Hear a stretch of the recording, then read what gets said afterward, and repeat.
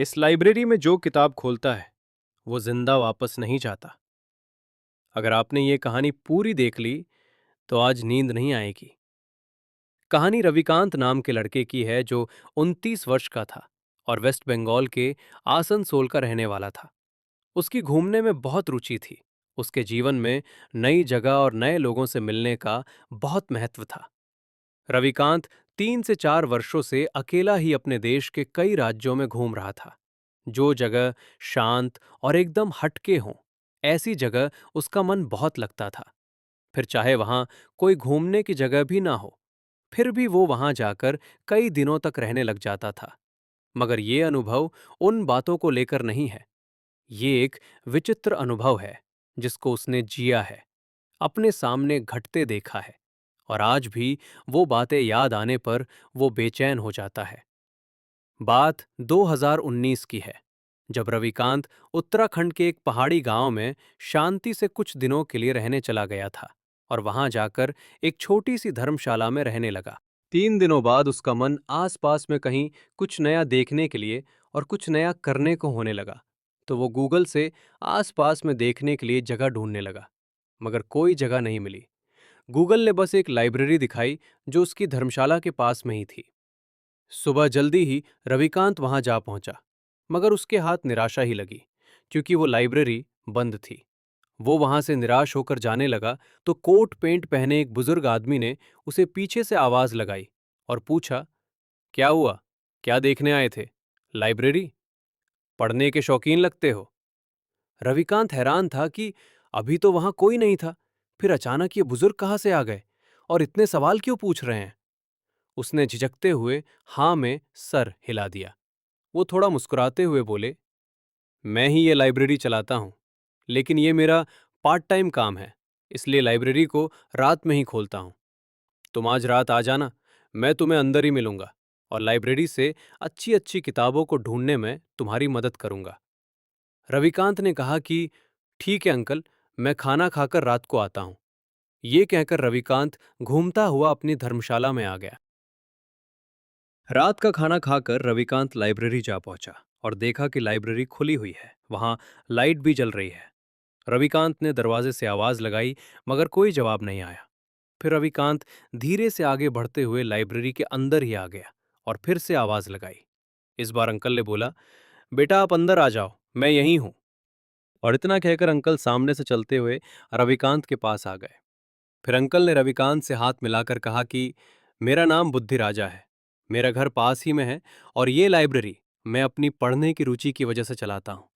यहाँ लोग तो कम आते हैं, मगर मुझे ये करना पसंद है। रविकांत ने भी मुस्कुराते हुए अंकल को सराहा। फिर अंकल ने रविकांत को किताबें दिखानी शुरू कर दी। रविकांत ने कहा कि मुझे नए नए विषयों पर पढ़ना बहुत अच्छा लगता है। वैसे अंकल, आपको सबसे ज्यादा किस विषय पर पढ़ना पसंद है? अंकल ने कहा कि मेरा जवाब सुनकर तुम डर जाओगे, इसलिए इस बात को मत पूछो। रविकांत ने कहा कि नहीं अंकल, आप बता दीजिए, मैं नहीं डरूंगा। और ये कहकर रविकांत जोर से हंसने लगा और अंकल भी मुस्कुराने लगे। फिर अंकल ने कहा कि अगर सच में ऐसा है तो चलो, फिर तुम्हें अपनी सबसे पसंदीदा किताबों का संग्रह दिखता हूं। रविकांत की जिज्ञासा बढ़ गई और वो अंकल के पीछे चलने लगा। तभी अंकल एक बंद अलमारी को खोलकर एकदम शांत खड़े हो गए, जैसे कि वो कोई पूजा कर रहे हों या कोई मंत्र पढ़ रहे हों। रविकांत ने अंकल के पास जाकर अलमारी के अंदर झांका तो देखा कि इतनी बड़ी अलमारी में बस कुछ 4-5 किताबें ही रखी थी, और अलमारी में से इत्र की बहुत तेज महक आ रही थी। अंकल बोले कि रविकांत, बोलो, निकाल दो ये किताबें, पढ़ लोगे तुम? रविकांत के अहम को तो चोट सी लग गई, इसलिए उसने कहा, हाँ अंकल, निकाल दो इन किताबों को, मैं पढ़ लूंगा। अंकल के चेहरे पर कुटिल मुस्कान थी। अंकल ने सारी किताबें निकालकर मेज पर रख दी, जिससे रविकांत का सर चकराने लगा। वो कुछ घबरा भी रहा था। इतने में अंकल बोल पड़े कि रविकांत, लो, शुरू करो पढ़ना। वो किताबें बहुत विचित्र थीं। किसी किताब पर उल्लू बना हुआ था, तो किसी पर इंसानी खोपड़ी बनी थी, किसी पर शमशान का दृश्य था, तो कोई किताब तंत्र साधना करना सिखाती थी। रविकांत उन किताबों को पढ़ने बैठ तो गया, मगर उसका गला एकदम सूख चुका था। उसने पहली किताब पढ़नी शुरू कर दी जिसमें शमशान को जगाने की विधि लिखी हुई थी कि कैसे आप शमशान को जगाकर उन आत्माओं से काम ले सकते हैं। किताब पढ़ते हुए रविकांत को बहुत डर लग रहा था क्योंकि उस किताब में दिल दहला देने वाली बातें लिखी थीं और बीच बीच में कुछ मंत्र आ रहे थे जिसको रविकांत नहीं पढ़ रहा था। फिर ऐसा होते हुए अंकल ने देख लिया और रविकांत को बोला कि रविकांत, मंत्र भी इसी किताब का हिस्सा है, उनको छोड़ना नहीं है, उनको भी पढ़ो। रविकांत ने वैसा ही किया। शुरू में तो सब ठीक था, फिर उसको अपना शरीर काफी भारी सा लगने लगा। उसके सर में बहुत तेज दर्द होने लगा। फिर भी उसने पढ़ना जारी रखा। आर्य अंकल भी उसको उसी के पीछे बैठकर देखते रहे। फिर कुछ बहुत अजीब सा शोर पूरी लाइब्रेरी में गूंजने लगा, जैसी कई लोग एक साथ दर्द से करा रहे हों। रविकांत ने डरकर वो किताब पढ़ना बंद कर दिया और अंकल की तरफ पलटा, लेकिन अंकल तो वहां थे ही नहीं, जिससे रविकांत और डर गया और वहां से अपनी धर्मशाला के लिए निकलने लगा। मगर कई लाश जैसे दिखने वाले लोग उसके बाहर आते ही उसको पकड़ने दौड़े। रविकांत उनसे बचकर फिर से लाइब्रेरी के अंदर आ गया और उसके मन में ख्याल आया कि आज तो मेरी आखिरी रात है, और वो भगवान को याद करने लगा। रात के 3 बज चुके थे। बाहर का शोर बढ़ता ही जा रहा था और ऐसा लग रहा था मानो बाहर चिल्लाते वो लाश जैसे दिखने वाले भूत अंदर आकर कभी भी रविकांत को मार देंगे। भगवान की कृपा से उसको एक विचार आया और उसने पूरी लाइब्रेरी में हर तरफ ढूंढना शुरू कर दिया। उसको याद आया, जब मैं एक लाइब्रेरी में हूं तो यहां तो हर विषय पर किताब मिल जाती है। वो कोई धार्मिक किताब ढूंढ रहा था।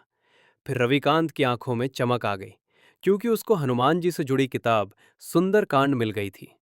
बस रविकांत वहीं जमीन पर बैठ गया और सुंदर कांड का पाठ करने लगा। सुंदर कांड के पाठ में लगभग 2 घंटे का समय लग जाता है, इसलिए वो पाठ सुबह तक चलता ग्रास्प और किसी आत्मा की उसके पास जाने की हिम्मत नहीं हुई।